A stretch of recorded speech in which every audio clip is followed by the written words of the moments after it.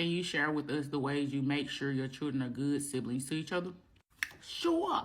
But this started when they were really small, and I just got onto my twin nephews like yesterday for this. When it comes to how they speak to their siblings, correct them. Correct them the first time and every time. Yesterday I had my twin nephews, and I heard one of my nephews tell his brother, shut up. So I went in the room and I said, don't you ever speak to your brother like that. You don't talk to somebody that you love like that. And they are twins, so y'all know they be like this.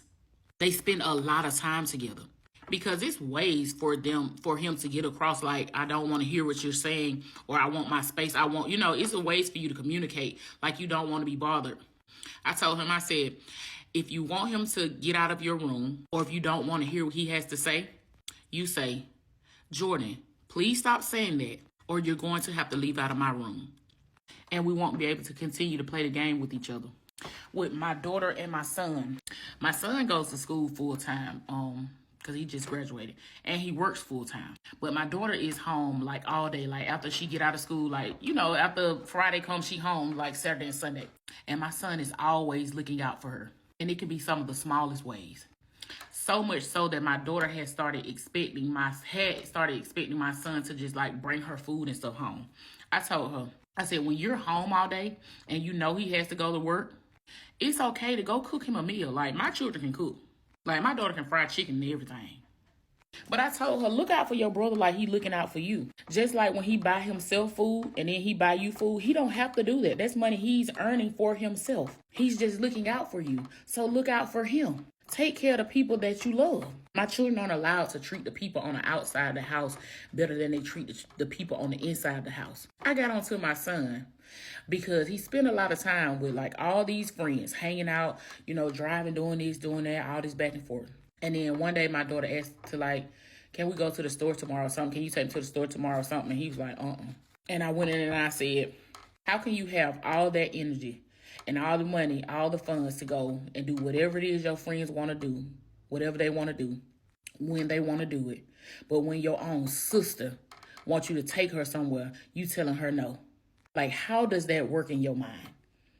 I ain't saying I got perfect children, but I make them have conversations about stuff.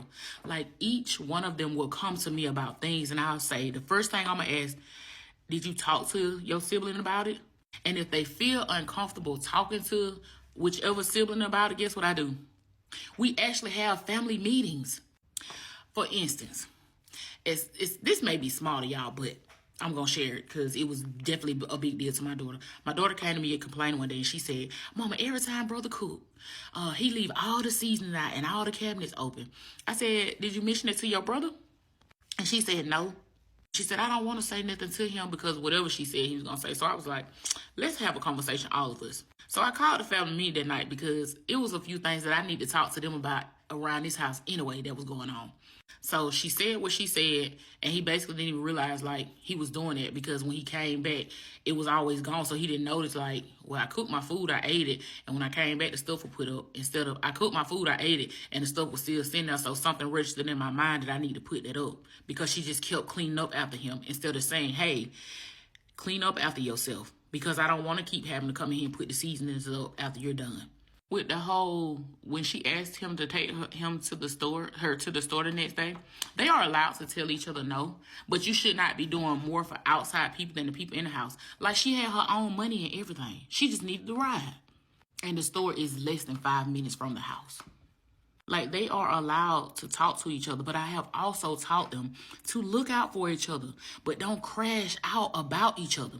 Meaning, your siblings are allowed to make like choices in life, and you don't have to jeopardize your life and your future trying to stop them, because some things people are just going to have to learn on their own. So you don't owe them your life. Just be along the ride in their life. Like that fighting and stuff that I know of, my children have never fought each other where they hitting on each other, because that's not love. That's not how you treat people that you love.